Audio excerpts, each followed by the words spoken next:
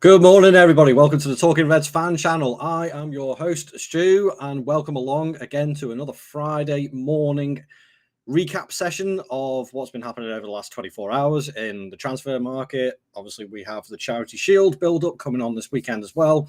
Onslaught's first, I suppose you could really call it, press conference for the season, as well as other bits and pieces that's been going on. And we're going to discuss things like, obviously, Alexander Isak cropping up again, Bradley Barcola, Rodrigo, Nunez obviously leaving, Elliott possibly leaving as well, possibly a couple of new centre-backs coming in as well, so we'll discuss that. But before we get any further on that, don't forget to leave a like on the video and subscribe to the channel. As I said, we are pushing for that 1.5k. Ideally, I would like to see that target hit by the time the Bournemouth game comes around, but obviously time is ticking away and it is what it is. But we've made remarkable progress with the channel, and that is all down to you guys that are watching, that are leaving the likes, chatting in the chat as well. Make sure you do leave your comments as well. So it wouldn't be without you guys that we haven't got this channel as far as it is. So thank you to all of you guys that have been watching. And yeah, let's get on with it. So obviously this morning, I'm going to go into the press conference first. Going over a few of the comments that Slot has made, obviously from the questions that the journalist have asked. And the first one, obviously, he's playing very coy again on the whole transfer side of things. He doesn't really give too much away when it comes to incomings and outgoings. Likewise, a quote here about Isak being the replacement for Nunez. Direct quote says, "You don't talk about players that are not yours. We're very happy with the squad that we have at this moment in time." There was a little pause. Darwin might leave indeed. I think that's a given. His medical will be finished off today, and that'll be him off to Saudi. But things are not signed yet, so we just have to wait a few days until things are signed. But I think that it's just a formality at the end of the day. Again, he was asked on more incomings, and he says, "What I always say is the same boring answer. I'm really happy with the players that I have." But as me and the guys in the Talking Reds chat on our WhatsApp group have stated, is that this is just a generic answer because he said exactly the same stuff last season. Happy with the squad that he's got, blah, blah, blah, all that sort of thing. And yet, about 6-7 players have already left out of that squad. So take that as you will. There will be more incomings. Panic not, Liverpool fans. We will be signing more players before the transfer window is done. No doubt about it. He was asked a question again on the centre-back issue as well. Slot on new centre-back, as it says here. They can definitely play there as well, and you forget Joe Gomez. Unfortunately, he has a minor injury at the moment, but he will be back with the team soon. I'm really happy with the players that we are having, and we have numerous players that can play in this position. Now, obviously, that is a hint to Gravenberch or Endo covering that centre-back position, which, for me personally, I do not want to see, full stop. Grav is not a centre-back. Endo, for the love of God, is not a centre-back. It's as simple as that. I'm not panicking about the club not actually signing one. I think we will get at least one in, but it will take a little bit of time, I think, more than anything else. And we desperately need one, if not two centre-backs at the end of the day. But I'll cover that a little bit later on in the stream. Obviously, he's been asked questions about Ngamoa and Leone, and he has said basically they have an incredible chance to work alongside Van Dijk and Mo Salah every day. We try to develop them the best way we can, and we need to take care of them. New players coming in have already experienced that the intensity levels are quite high, but it's a promising start for Rio and for Trey. To me, that signifies that they are going to stick around with the squad for the entire season and obviously have their chances in things like the Carabao Cup, which I think is a given. At the end of the day, that is the mantra of our club. If you're young enough, you can play in the first team and you will get your chances in the cup games to see how you get on. Will Wright, we didn't just spend some money on him without thinking, oh, possibly he could maybe start one of the games in the Carabao Cup, possibly, or the FA Cup. That is another possibility as well. And we do have some very, very good young players coming through. Slot also talking about, obviously, the Charity Shield game against Palace. Slot's quotes on Palace are counter-attacks, set pieces, long balls to Mateta, individual quality of their forwards.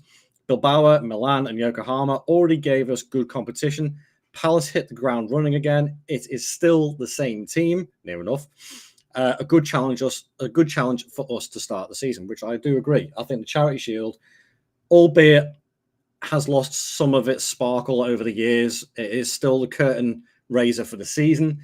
And you know what? It's actually quite nice to have a Charity Shield where it's not going to be constantly Man City all the time. So it's us against Palace. It's a bit of a different fixture. I think that's quite nice myself. It's something a little bit different. I can see the comments coming through the chat as well, guys. I will come to the chat in a second. Don't you worry. Don't you worry at all. He's also commented on the attacking depth. He says, I think we already have a lot of attacking power in our team. Gakpo, Chiesa, Ekitike, Salah, Vert, Frimpong. We have options, but we also are looking in the market. Isak, Barcola, Rodrigo. It is just what it is.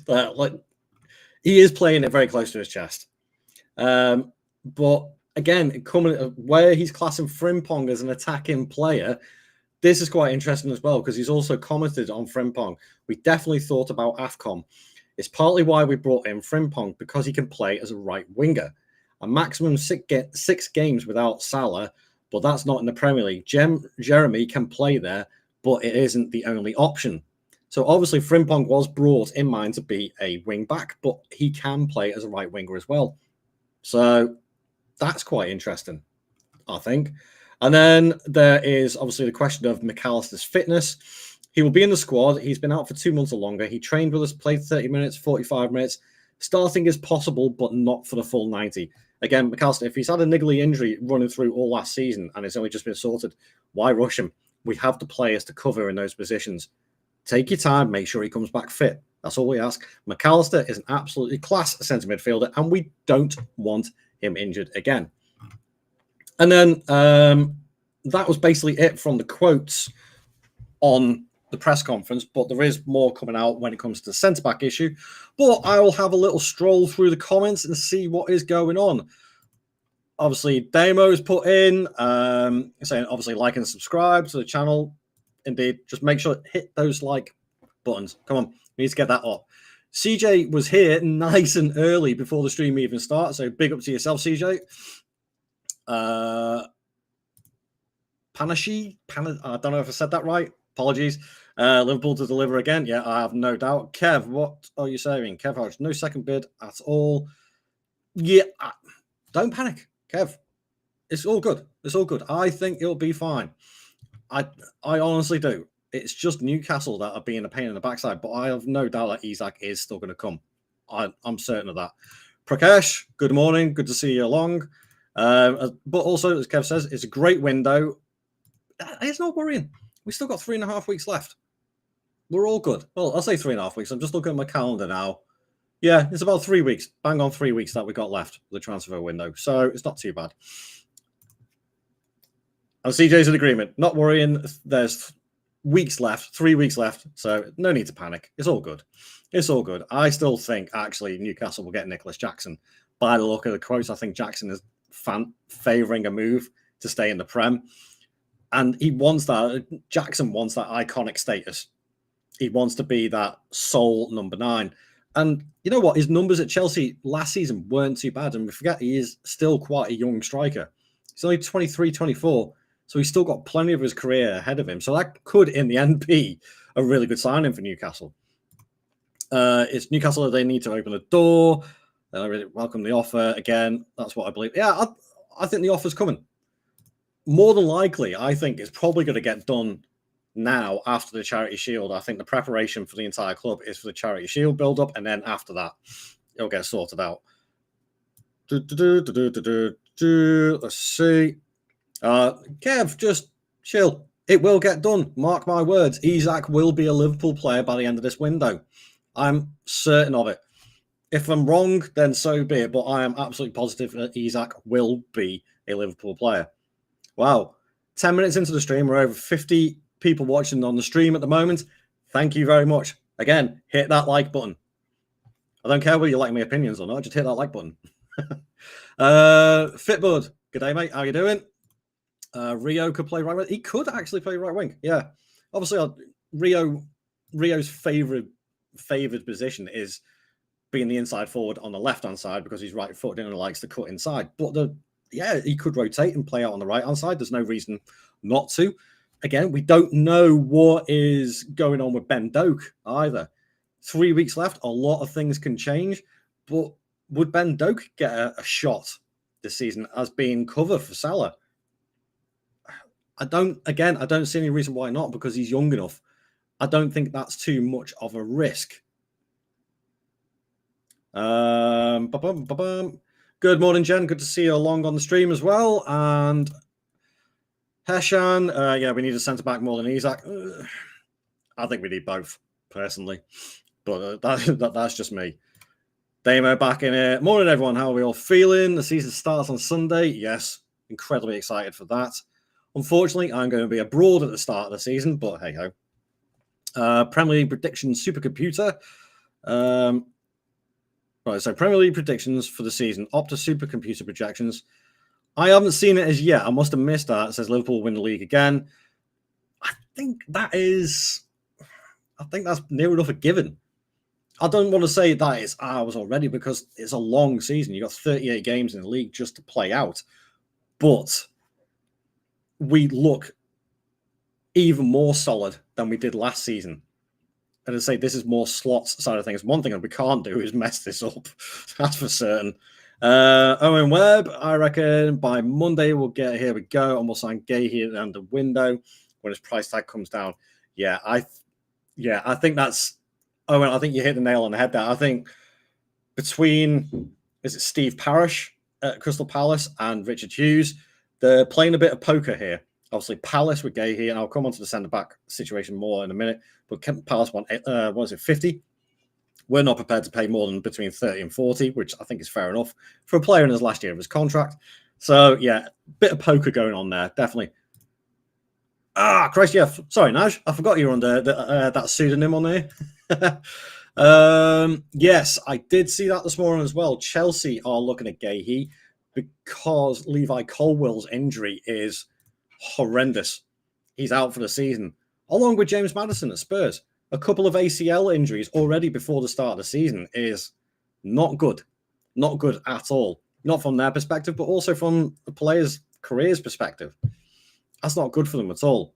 And it just seems to be happening more and more. And again, it comes down to me, and I've mentioned this before, player workload. ACL injuries especially are going to be becoming more and more and more common, which again pretty much rules out an entire season for a player in their career, in their short career as well. It's not very fair, I think. I do think something needs to be done about that. Sorry, Tony, I'll get onto your comment. I think we get Isak and Gahey next week. Yeah, let's see if Gahey plays for Palace on the weekend. That'll be an interesting one. Jen was saying we only look solid if we get something. Yeah, we do need him. We do need him. Yeah, agreed. To be honest on that one, Naj, you might be right on that, actually. I know he did have a long-term injury before, but I can't remember whether it was an ACL or not.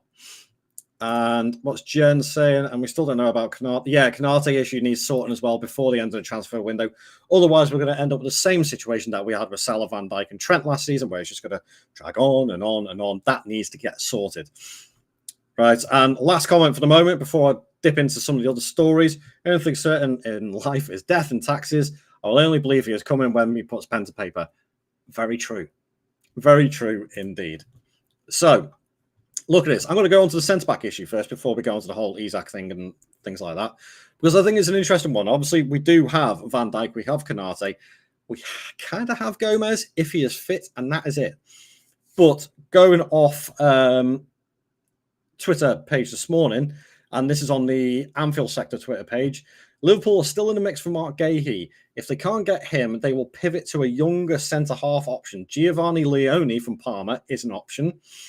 And the other one is Konstantinos Koulourakis from Wolfsburg, who is a young left-sided Greek centre-back. For me, what I'll be looking at is, why can't we get both? The pricing of these two is reasonably low. Considering what we would end up having to pay for Gahey, why can't we get both? And I've done a little bit of comparison here. I know Palmer, I think I read the other day, put a price of like 25 million euros on Leone, but his market value, according to the transfer market, is only 18. So I think Liverpool would be able to negotiate that down. But this lad is like rated as one of the highest rated young defenders, centre backs in Europe. And looking at some of his stats from last season, and bearing in mind, Palmer were a side that only came up to the Serie A last season. He held his own. I've put a little thing onto a data website where I've compared him to a couple of players that either are coming over to the Premier League or touted to come over, and that is Mosquera from Valencia, Malik Thiaw from AC Milan, possibly going to Newcastle. I've compared him to them, and he holds his own. And bear in mind, Malik Thiaw is 23, Mosquera is only 20, but Leone is only 18. And possession one and aerially, he is outstripping those two. I would kind of expect that because the guy is a giant. He is 6'6", I think, at the age of 18. The guy's a beast. And yes, he hasn't played as many minutes, but he's so raw, but has so much potential. I think it speaks volumes to me that having an 18-year-old Italian centre-back, Italian defenders, come on. Anybody who's old enough in the chat will know back in the 80s and 90s, Italian defenders is where it was at. You only have to look at the old sides, and that is why every defender in Europe aspired to be like an Italian defender, because they do it right. And if we can get somebody like that and mould him under Van Dijk's tutelage, I'll be very happy. And I think he has got the talent and the potential to actually do that properly. And obviously, there is the options of, in fact, you know what? I'm going to see if I can find Koulourakis as well. Just added him in. And again, Koulourakis, again, for Wolfsburg, who mid-table-ish outside of the European spots or just in the European spots of the Bundesliga team. Wolfsburg have a very talented centre-back on their hands. And again, he's another one that holds his own up against the likes of some of the younger centre-backs that are coming into the Premier League this season. So those two coming in instead of Gahey, I wouldn't be opposed to that at all. I think it would make more financial sense to do it that way, get two for the price of one, which I think is almost doable. But the only thing I do worry about then is our homegrown quota. We do need a couple of more homegrown guys for registration purposes to make sure that we can register our entire squad for the Champions League. So it's a careful balancing act. Leone, the advantage with him, and maybe Koulourakis being the age of 21, I'm not entirely sure, but Leone definitely, he'd come in as an under 21 player, so we wouldn't have to worry about his registration at all. So what do you guys think? Do you think Leone and Gahey, Leone and Koulourakis, or Koulourakis and Gahey? Those two centre-backs, two out of those three, I think are very viable options for us. Make no bones about it. We do need a centre-back. It's simple as that. And it just has to be that. We have to get a centre-back this summer, at least one of them. But let's not forget as well, we do have Nallo coming through the youth side as well, who's a bit of a beast. So he could actually end up being used a fair bit this season as well. He has been in and around the squad, so maybe Slot will be enticed to use him a little bit. Tony, what I was saying, are Douglas Luiz links correct? Again, I saw one of them fleetingly yesterday. I'm not entirely sure whether that is true or not. I suppose if anything, the price would have to be right. And he'd have to understand that he's not going to come in as a first-team player. He'll come in as a squad player. And I think maybe he wants first-team football, like guaranteed first-team football, because he wants to try and get himself back into the Brazil setup. Good player, don't get me wrong. It's not worked out for him at Juventus, but I did see, I think obviously with Luiz going out, Juventus want Tonali from Newcastle, and they've offered money and also a part exchange for Vlahovic. So I think that the next 3 weeks of the transfer window are going to be completely and utterly mental, and there's going to be players going here, there, and everywhere. And some of them we just won't even see coming. We'll miss things. And we'll say, I'm only one person. Damo's only one person. We can only keep an eye on these things. And that's what it is at the end of the day. But hang on, Owen, what are you saying? Are the Wissa links true, or is it getting said to try and force Newcastle into selling him quicker? Owen, I take it you're talking about Wissa going to Newcastle.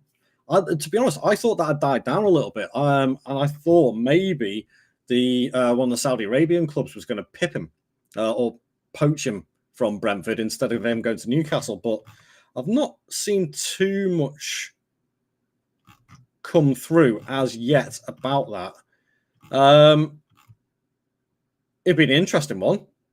It would be an interesting one, to say the least. Oh, and here we have something that's just popped up that is obviously Nunez related. A private jet will depart from Liverpool to Cologne this afternoon ahead of Nunez's medical, which he's going to undergo in Germany for the Al Hilal pre-season tour. Well, yeah, he's going to meet up with them. So that to me, Nunez deal is done. But I did mention, I was speaking into the chat a couple of days ago about the Nunez deal and how much money we're actually getting off Al Hilal. And bearing in mind, who owns them is the same owners in Newcastle. And I think we actually done a cheaper price on the Nunez deal so we can get a better deal on the Isak one. Swings and roundabouts. Maybe we get a slightly more beneficial deal out of it because we did a better deal for them on Nunez. We'll see. We'll see. I'm just having a little scour through, trying to catch up on some of the transfer info to see if I can see anything else cropping up about Liverpool. Bear with me for 1 second. Quick scan. By the way, did anybody see that move for Son coming? Son leaving Spurs to go to LA? I did not see that one coming. That kind of caught me off guard. I did not expect that in the slightest. Press conference. No, it seems pretty quiet on the transfer side of things for today at the moment, as it stands. I mean, obviously, we've all seen the issues with Isak. Obviously, having to train in seclusion. He turned up at the training ground the other day, spent about an hour or so there, and then left. Obviously, we don't know what was said, so to speak. But you got to think. I'm absolutely certain that he will be a Liverpool player by the end of the transfer window. But make no bones about it. A lot of this is on Newcastle. And it is their fault because not only I said it on the stream on Monday that it had been reported that Isak had been promised this move this summer as far back as January, February time. Now, I took that with a pinch of salt until Melissa Reddy confirmed those things through Sky Sports. Now, she would not confirm that without being absolutely 100% certain. And it's not been deleted or anything like that. So, to me, it looks like Newcastle have broken their word. Isak has said to them, I think even Craig Hope said on his Twitter page that Isak has been unsettled in Newcastle for near on a year, near enough all the way through last season. He was edging towards wanting to move to another club. He'd done his time at Newcastle. He had agreed with the board that he was going to move. It's all been like sort of put into emails and WhatsApp messages and all that sort of stuff. And then Newcastle have backtracked. Their backroom staff, or not the coaching staff, but the boardroom is an utter mess. Nobody knows who's managing the transfers. The manager hasn't got a clue what is going on. And by the sounds of it, he's having to try and navigate this as well as try and get his own transfers in. The money issue is all over the place. But at the end of the day, it looks like to me Newcastle have broken their promise with Isak. Now, could Isak have dealt with this a little bit better? More than likely. He could have. But at the end of the day, if the club has promised him, and it is there in black and white, that he could leave this summer for a certain price, then no wonder he's annoyed. But it's also no wonder that this is dragging on because they keep on losing their transfer targets. And that is down to the boardroom. That is Newcastle's fault. And it is near enough, I'd say 99% of Newcastle's fault for all of this happening. Realistically, we should have had Isak in a couple of weeks ago and could have if they didn't muck around. But that's them at the end of the day. Let's have a look. just going through. There's obviously the Carlos Baleba story, possibly going to Man United, but how Man United can actually afford Baleba as well as Sesko, as well as Mbeumo and Cunha, I highly doubt that they're going to be able to fork out the money that they're going to want for him. Which, actually, I'm going to pose a question to you guys, which I put into our WhatsApp group. Next summer, it looks less and less likely, I think, this summer that we're going to get a DM. But next summer, I think, will probably be the ideal time. And I have two names in mind who I would want to see come into the club. One of them would be Baleba, if he doesn't move this summer, and the other one being Adam Wharton. Which one would you guys prefer, Carlos Baleba or Adam Wharton, to come into the club next summer? Sorry, Terry, just seen our comment. I hope the medical doesn't have an offside assessment. Yeah, that would be a failure. And good morning, Fireburn. Good to see you along in the chat. So yeah, let me know. What do you think? Or is there another name? The only other name that I can think of that actually springs to mind, I don't think he's actually moved yet, is Angelo Stiller at Stuttgart. But I'm actually going to have a quick check on that and see if he is still there at Stuttgart. He is. By the looks of it, he hasn't moved. I'm quite surprised at that because his stats for last season were incredible in the Bundesliga. I'm quite surprised Angelo Stiller is still there. Looks like it is a resounding, well, I say resounding, 2 people in the comments already, both going for Adam Wharton. Okay, that's fair enough. Okay, so another quote from very late last night or early on this morning. Liverpool only want to pay around 35 million for Guéhi. So again, it comes down to the whole point that Richard Hughes and Parrish are probably playing a little bit of poker here. And who's going to blink first? Because Palace certainly won't want to lose out on money when he's going to go for a free next season. Right. I didn't realize he got injured. I did not know that. Is he really? I did not see that. Come on. Hurry up.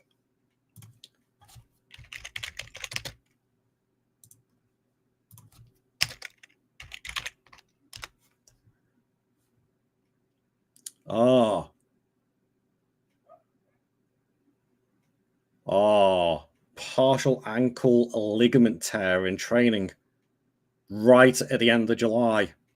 That'd be why. He'll be stuck at Stuttgart at least until January then. Ooh, now there's one that we could do. Maybe a January hit on bringing Stiller in. That's a possibility. I think, yeah, I agree, Tony. I think Real were keen on him, obviously, until the injury. So, again, that may be revisited again in January time, the transfer window. Owen, yes, I have. Evan Gussand. I'm not entirely sure how to say it. Yeah, they've just signed him. Fireburn's coming with an interesting suggestion there. Emerson from Atalanta. You know what? Again, I wouldn't be opposed to it. I just think there's slightly better options out there. Paul, again, agreed. Adam Wharton. I think Adam Wharton seems to be the top selection here. I kind of agree with that. I think he's incredibly good midfielder, and he's only going to get better as well. But then again, if we brought Baleba in, I would not complain of that either, because I think he's a phenomenal young centre midfielder as well. Let's see what else. Nothing else there. Obviously, it got announced yesterday that Isak will not play for Newcastle in their Cellar Cup games this weekend. So they got a friendly cup going on up in Newcastle. So Isak's not going to be involved in that, which, again, it doesn't surprise me. He's been kept well away from the squad, which, again, I think is a bad idea because at the end of the day, Newcastle are cutting their nose off to spite their face. I mean, there is still the very, very small possibility that Isak stays after the transfer window. Where does that leave Newcastle then? We're still in an okay position. We will be okay. We will be a lot better with Isak, but we will be okay for the season if we don't get him. Newcastle, though, will be an utter mess because then they'll have to bring a player in who they need to score goals, but doesn't want to play for the club. So either or, Newcastle have to shift him along. Owen, I still think Hato would have been a good option, but haven't heard much more about him. Well, yeah, he's at Chelsea now, so that's a no-go. 37 million to Chelsea. And that is a good signing for Chelsea. But again, at the age of, 19, I think he is. There's a lot of pressure on his shoulders. I would have liked to have seen him in, perhaps be an understudy for Van Dijk, but unfortunately, just that hasn't occurred. I think we're just concentrating too much on Isak. We may have missed a couple of targets here and there. That's a possibility as well. Anything else coming through transfer-wise? I'd say everything's a little bit quiet this morning on our transfer side anyway.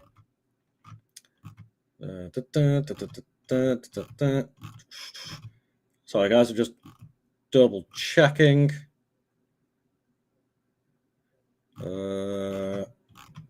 But no, I think that is it for sort of our side of things, transfer-wise anyway. So yeah, it's a little bit quiet this morning.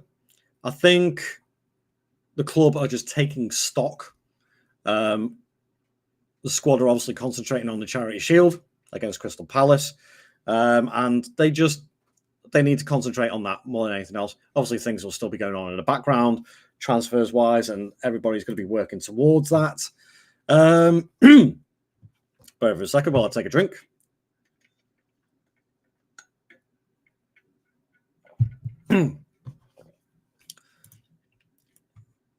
The Isak and Newcastle is messier than age, but yeah, fair point. There's no way he stays. That's why they're even looking at Jackson. Yeah, I mean, I would say I'm 99% confident that it will get done by the end of the transfer window. But boy, is it dragging out. And you're right. I've seen this is messier than some divorces. That's for certain. Can't wait for the Liverpool Newcastle game. Yeah, that's true. In fact, actually, that's fairly soon in our fixture calendar, isn't it? Liverpool fixtures. All. Yes, it is. We have Bournemouth and then Newcastle at St. James's as well. And then Arsenal after that. Oh, my word. St. James's Park, 8 o'clock in the evening, kickoff time on the 25th of August. So that's a Monday night. We're playing a Friday and a Monday. Can't we just stick to normal weekend games for crying out loud? Oh, that's annoying. But that game is going to be tasty. That game is going to be very, very tasty indeed. Regarding Isak, Craig Hope spoke to a whistleblower interview yesterday stating that he wanted out 18 months ago. Damn. Really? I haven't seen that interview yet, to be fair. I did see a few of the quotes pop up. That's why I said that he's been edging to leave the club for about a year. And it was obviously Craig Hope that broke that as well. I thought they could have, but yeah, exactly. That's why. 18, then why didn't they take up our offer and back up? Well, that's what I'm saying. They have no structure around who organises and sorts out all the transfers. It's a complete and utter mess. That is why things are being messed up so much in Newcastle. And Tony's exactly right, because Newcastle thought they could have both. I don't know what they were thinking, because monetarily wise, they can't do it because of PSR. So, and exactly that, they are now left scrambling around. They've missed out on so many targets, not just up front, but other targets as well, because they haven't got their ducks in a row behind the scenes. That's what makes Liverpool so much better than other clubs, because we've had so many fans whinging about how much money we're spending, blah, blah, blah. But it's because we have our shit sorted behind the scenes. Everybody knows what they're doing. We're all going in the same direction, and we're all following that same mantra. If people in the background aren't doing that, then that's when things cock up. And that's exactly what has happened at Newcastle. And I feel a bit sorry for Eddie Howe, in a way, on that one, because that's really not his fault. I guarantee he's probably been promised things that haven't occurred. And he's just trying to put fires out left, right, and centre. Any more? Let's have a look. Just a quick scan through. on the Twitter side of things. No, nothing else at the moment coming through on the transfer side of things.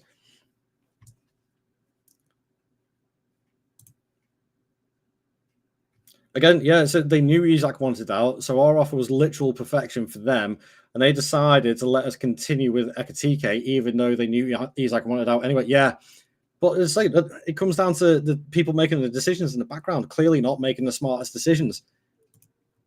Bit idiotic if you ask me, but it is what it is. They're the ones that are shooting themselves in the foot. And Fabian, actually, yeah, you raise a fair point there as well. I think Howe knew about it and has been probably trying to convince him most of the season to change his mind. But even obviously winning the Carabao Cup and qualifying for the Champions League isn't going to be enough to convince him when a team like, even if it wasn't Liverpool, he was having his head turned by Arsenal at one point. And if City wanted to go in for him, I'm sure he'd have his head turned there, because at the end of the day, stature between Newcastle, Arsenal, Man City, and Liverpool, there's the difference. We're there, Newcastle are there. And that's why he wants to move at the end of the day.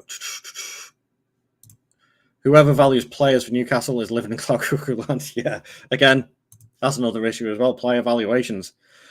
Right, guys, I'm going to leave it there. Obviously, a little lack of news this morning, just going over a few bits and pieces. But again, I just want to say thank you for everybody in the chat for the interaction. Don't forget to leave a like on the video. Subscribe to the channel if you're not subscribed already. This is me taking a week off now. I am not back on stream until a week on Monday, because I am off on holiday, which I'm going to come back and probably look as red as this shirt. And I'll see you guys in the next stream. Thank you very much for watching. And everybody enjoy the Charity Shield and the first league game of the season against Bournemouth. I know I will. I'll see you later, guys.